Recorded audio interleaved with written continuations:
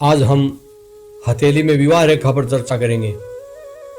विवाह रेखा क्या होती है, उसका क्या प्रभाव है, कौन कौन सी विवाह रेखा होती है, सब बातों पर चर्चा करेंगे। एस्ट्रो पार्क में आपका स्वागत है। आपके समक्ष उपस्थित हूँ स्वामी आत्मविश्वास महेश चंद्र पुरोहित।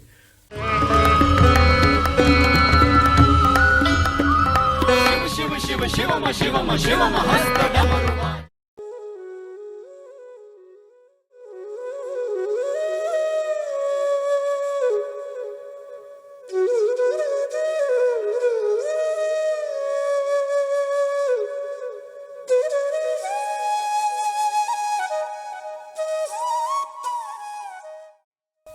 प्रिय दर्शकों, हथेली में यह जो बुध पर्वत होता है, इस बुध पर्वत के पास हृदय रेखा के ऊपर और बुध पर्वत के नीचे दोनों के बीच में एक दो रेखाएं होती है, उनको विवाह रेखा कहते हैं।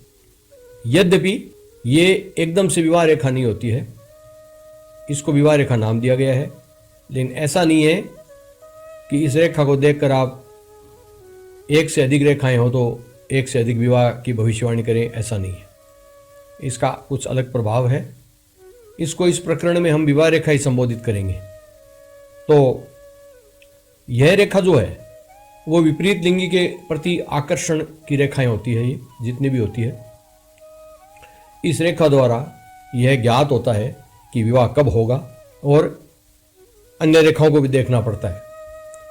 किसी से निकटता कब होगी, घनिष्ठता कब होगी, ये इस रेखा से पता चलता है या इन रेखाओं से पता चलता है। विवाह का विचार करने के अलावा हम जो है इससे थोड़ा स्वास्थ्य के बारे में भी जान सकते हैं। तो एक से अधिक जो रेखाएं होती है उनको एक से अधिक विवाह नहीं मानना चाहिए। विवाह रेखा मध्य से टूट जाए तो गृहस्थ जीवन में मनमुटाव होता है। आप देख सकते हैं, यदि विवाह रेखा हृदय रेखा की ओर मुड़ जाए, हृदय रेखा दोषपूर्ण हो तथा मस्तिष्क रेखा भी मंगल के स्थान से निकले, तो व्यक्ति अपने जीवन साथी पर अत्याचार करता है, वो कठोर स्वभाव का हो जाता है। यदि हथेली में अन्य रेखाएं अच्छी हो और विवाह रेखा आगे चलकर ऊपर की ओर उठ जाए, अर्थात अंगुलियों की ओर उठ जाए, तो यह सुखी गृहस्थ जीवन देती है। परंतु यदि विवाह रेखा का कनिष्ठ का अंगुली की ओर झुक जाना अच्छा नहीं माना जाता है। यदि वो झुक जाए, एकदम से कनिष्ठिका की ओर झुक जाए, तो व्यक्ति विवाह के प्रति उदासीन रहता है या अविवाहित रहना चाहता है। विवाह रेखा के ऊपरी भाग में एक शाखा निकल जाए तो पति पत्नी में मनमुटाव रहता है। यानी आगे से विवाह रेखा दो भागों में बंट जाए तो मनमुटाव रहता है। विवाह रेखा यदि हृदय रेखा को स्पर्श करे तो जीवन साथी का स्वास्थ्य अच्छा नहीं रहता है। यदि इस रेखा पर कोई तारा या क्रॉस बन जाए तो वैवाहिक जीवन में दरार आती है। एक से अधिक विवाह रेखाएं होने पर सबसे ऊपर वाली रेखा या लंबी रेखा वैवाहिक जीवन के लिए मानी गई है। हृदय रेखा से मस्तिष्क रेखा पर शाखाएं जा रही हो, हृदय रेखा से शाखाएं निकलकर मस्तिष्क रेखा की ओर जा रही हो, तथा भाग्य रेखा में द्वीप हो, तो व्यक्ति के अतिरिक्त संबंध होते हैं। इसके लिए शुक्र पर्वत भी प्रबल होना चाहिए। यदि भाग्य रेखा चंद्र पर्वत से निकलती है तो प्रायः विवाह के पश्चात भाग्योदय होता है। चंद्र पर्वत से निकली हुई भाग्य रेखा जो है विवाह के पश्चात भाग्योदय करती है। एक सुखी वैवाहिक जीवन के लिए आवश्यक है कि भाग्य रेखा जीवन रेखा से दूर हो। अच्छी भाग्य रेखा हो, अच्छी विवाह रेखा हो, जीवन रेखा गोलाकार हो, अर्थात हथेली को घेरते हुए चलती हो, निर्दोष हृदय रेखा हो तथा अंगुलियां पीछे की ओर सीधी हो, यह आवश्यक है। हृदय रेखा कटी हुई हो, शुक्र वलय भी कटा हुआ हो तथा अंगूठा दुबला पतला हो, तो ऐसे व्यक्ति को हिस्टीरिया आदि मानसिक रोग होता है।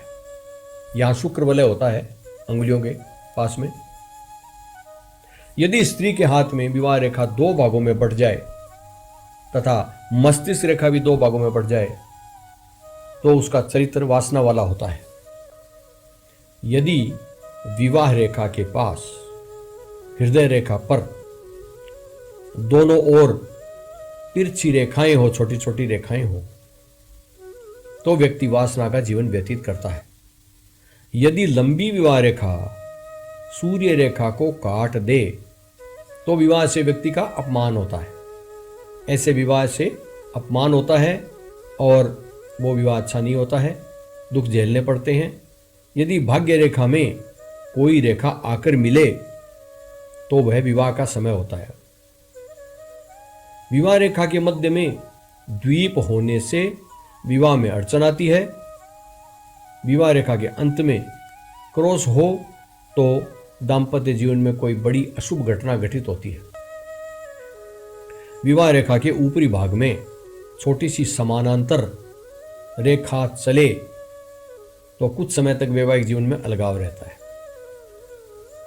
विवाह रेखा यदि मस्तिष्क रेखा को काट दे तो कानूनी विवाद के बाद वैवाहिक संबंध विच्छेद हो जाता है। यदि विवाह रेखा जीवन रेखा को काट दे और मंगल पर्वत तक जाए तो संबंध विच्छेद हो सकता है। यदि कोई पतली रेखा विवाह रेखा को स्पर्श करती हुई उसके साथ चले तो वैवाहिक जीवन प्रेम पूर्वक होता है। शुक्र पर्वत से कोई रेखा निकलकर भाग्य रेखा के साथ साथ चले तो निकट संबंधियों में ससुराल होता है, अर्थात ऐसा विवाह निकट संबंधियों में ही होता है या उनके द्वारा संपन्न होता है, उनके द्वारा बताया जाता है। विवाह रेखा यदि हृदय रेखा के पास में हो, विवाह रेखा यदि हृदय रेखा के पास में हो तो विवाह शीघ्र होता है। यदि बुध पर्वत और हृदय रेखा के मध्य में हो तो सामान्य आयु में होता है, तथा विवाह रेखा बुध पर्वत के पास में हो अर्थात हृदय रेखा से दूर हो तो विलंब से विवाह होता है। हथेली में अन्य रेखाओं में चिन्हों को देखकर यह निर्णय किया जा सकता है। प्रिय दर्शकों, ये जो रेखाएं होती है छोटी छोटी विवाह रेखा जिनको बोलते हैं हम, इन रेखाओं से मनुष्य की शक्ति का पता चलता है, उसकी जीवट शक्ति का पता चलता है। इनके ऊपर छोटी छोटी संतान रेखाएं भी होती है, फिर कभी चर्चा करेंगे। इस तरह से ये विवाह रेखाएं होती है अलग अलग प्रकार की, और विवाह के समय के बारे में कभी किसी और वीडियो में चर्चा करेंगे। वीडियो अच्छा लगा तो इसे लाइक करें, आप कमेंट करते रहें और दूसरों के लिए शेयर भी कर दें। आज इतना ही, नमस्कार।